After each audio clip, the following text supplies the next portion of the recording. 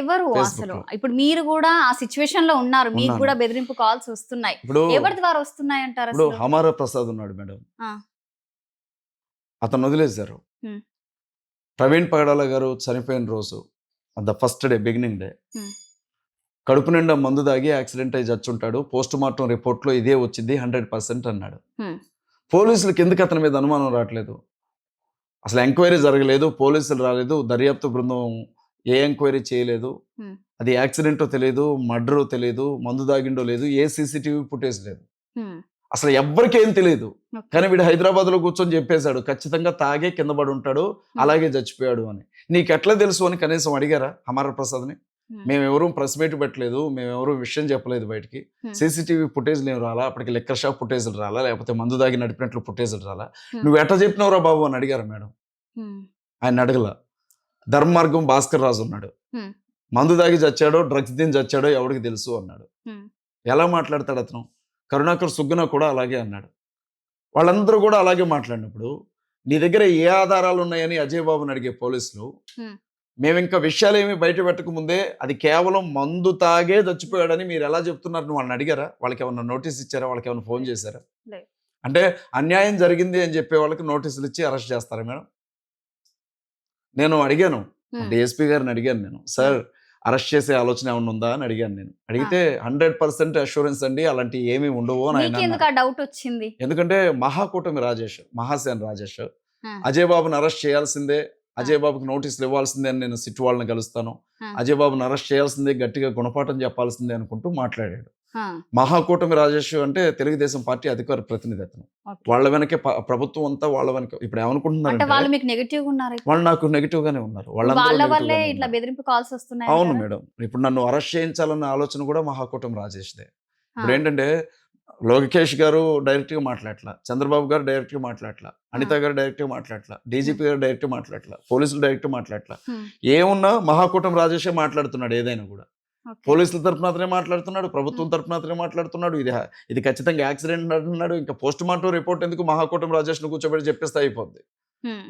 ఇది ఎట్లా సాధ్యం స్వామి నువ్వెట్ట మాట్లాడతావయ్యా అనంటే, హ్మ్. అజయ్ బాబుని అరెస్ట్ చేయాలా? ఏ ఆధారాలున్నాయో అసలు మీ తీసుకురావాలా? ఇద్దరి మధ్యలో ఏంటి? అసలు ఆయన మొహం గూడా చూడలేదు మేడం నేనెప్పుడు. మరి ఎందుకంత పగ మీరంటే? పగేమి లేదు. హ్మ్. అయ్ అది జరిగింది హత్య అని మేము మాట్లాడుతున్నాం. ఆ ఆధారాలు హత్య అన్నందుకు ఆయన అంత ఏమంటాడు అనంటే, హ్మ్. ఆయన ఏం చేశాడు అనంటే మేడం, దళితుల మీద, క్రైస్తవుల మీద, ముస్లిమ్స్ మీద హ్మ్. ఏర్పాటు చేసుకున్న ఆర్గనైజేషన్ అయింది మహాసేన అనేది. ఓకే. క్రైస్తవుల పక్షాన, ముస్లింల పక్షాన, దళితుల పక్షాన మాట్లాడతాడని బ్రహ్మరథం పట్టారాయనకి. హ్మ్. అందువల్లనే అతనికి చంద్రబాబు నాయుడు గారు పిలిచి ఎమ్మెల్యే సీట్ ఇచ్చాడు. హ్మ్. కానీ హిందువులకు వ్యతిరేకంగా అతను అనేక సందర్భాల్లో మాట్లాడాడని ఎమ్మెల్యే సీట్ ఇచ్చినప్పుడు హిందువులందరూ ఎదురు తిరిగారు. ఇతనికి ఎమ్మెల్యే సీట్ ఇవ్వడానికి వీల్లేదని. వీల్లేదని. అట్లా పదవి పోయింది. హ్మ్. ఆ తర్వాత అతను ఏం చేశాడంటే మహాకూటమిలో బీజేపీ ఉంది కదా! హ్మ్. బీజేపీ, చంద్రబాబు నాయుడు, పవన్ కళ్యాణ్ ముగ్గురు సనాతన ధర్మం అనేవాళ్ళు. హ్మ్. ఇతనేమో క్రైస్తవుల తరపున మాట్లాడినటువంటి వ్యక్తి. హ్మ్. అక్కడికి వెళ్ళిన తర్వాత అది మాట్లాడడం కుదరలా. వాళ్ళ తరపున చనిపోయినటువంటి ప్రవీణ్ అన్న దగ్గరికి వచ్చాడు ఇతను. ఆ ఓకే. First day. హ్మ్. వచ్చి లోపలికెళ్ళాడు. బయటకొచ్చేసాడు. ఇది యాక్సిడెంట్ మీరెవరు కంగారు పడొద్దు అన్నాడు. అప్పటికే వేల మంది జనం ఉన్నారు. హ్మ్. జనమంతా ఎదురు తిరిగారు. హ్మ్. వాటర్ బాటిల్ కూడా ఇసిరారు అతని మీదకి. వెనక్కి తిరిగి వెళ్ళిపోయాడు. ఓకే. "నువ్వెలా మాట్లాడతావు యాక్సిడెంట్ అని? అది హత్య అని ఇంత స్పష్టంగా కనపడుతుందని" జనం అన్నారు. వెళ్ళిపోయిన తర్వాత నెక్స్ట్ డే నారా లోకేష్ గారు ప్రాథమిక దర్యాప్తులో ఇది యాక్సిడెంట్ అని తేలింది. హ్మ్. అయినా ఒక 10% అనుమానాలున్నాయి కాబట్టి దర్యాప్తు జరుపుతారు అని చెప్పారు.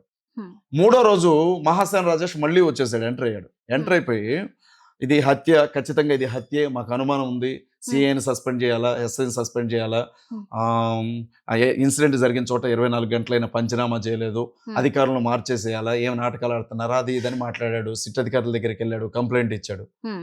మళ్ళీ మొన్నొచ్చేసి రెండో హ్మ్. మాట మార్చేసాడు. రెండోసారి హత్య అన్నాడు. మూడోసారి వచ్చి ఇప్పుడు ఇది మందు తాగేసాడు. మీరిక సైలెంట్‌గా ఉండండి. ఆయన పరువు పోద్ది. ఇది హ్మ్. యాక్సిడెంటే అయిపోయింది. సంథింగ్ అని మాట్లాడుతున్నాడు.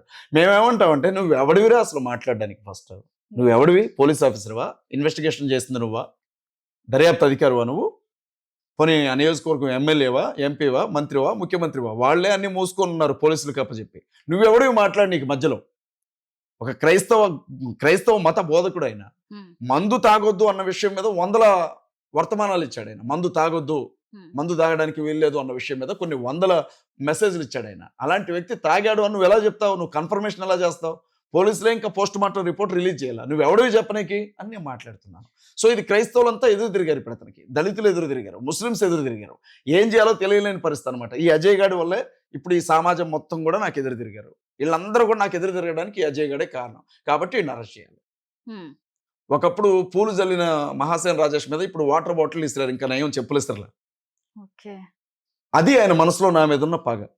ఆయనకి నాకేంటి మేడం అంటే అంత మిమ్మల్ని ఇది టార్గెట్ చేయాలి అంతే, అని ఇదే మేడం. అంటున్నారు ఎందుకంటే ఇప్పుడు కాబట్టి క్రైస్తవులందరూ కూడా అజయ్ బాబు మాట వింటున్నారు, ఉమ్, దళితులు ముస్లింలు అజయ్ బాబు మాట వింటున్నారు, నా మాట ఎవడు వినే పరిస్థితి లేదు. ఉమ్, ఇదంతా అనవసరం మేడం. ఆయన చేసిన వీడియోల కింద ఆయన కామెంట్లు చదువుకోమనండి. ఉమ్, నేనైతే ఆత్మహత్య చేసుకుని చచ్చిపోయాను మేడం. ఉమ్, నా యూట్యూబ్ ఛానల్లో నా సబ్స్క్రైబర్స్ గాను అట్లా కామెంట్ పెట్టుంటే నేను సూసైడ్ చేసుకుని చచ్చిపోదును. ఆయన చాలా గొప్ప గుండె, ఆ గుండె బతకాలి. ఆయన ఛానల్లో అమ్మనాభూతులు ఆయన తిడుతున్నా, ఎన్ని తిట్టినా పర్లేదు, దులుపుకొని తిరుగుతా అన్నట్లు తిరుగుతున్నాడు.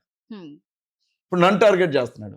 సిట్ అధికారులతో చెప్తాం, మేము కంప్లైంట్ చేస్తాం, ఈ అజయ్ బాబుని గట్టిగా గుణపాఠం చెప్పాలా అని నన్ను పదే పదే పదే పదే సిట్ అధికారులతో నా గురించి మాట్లాడింది ఆయనే. అందుకే డిఎస్పీ గారిని అడిగాను, సార్ మహాసేన్ రాజేష్ నన్ను అరెస్ట్ చేయాలంటున్నాడు కదా, చేస్తున్నారా అని అంటే అట్లాంటిది ఏమి ఉండదు సార్ అన్నారు. నేను చెప్పాను, ఒకవేళ మీరు చేసినా ఇబ్బంది లేదు సార్ అని చెప్పాను. ఉమ్.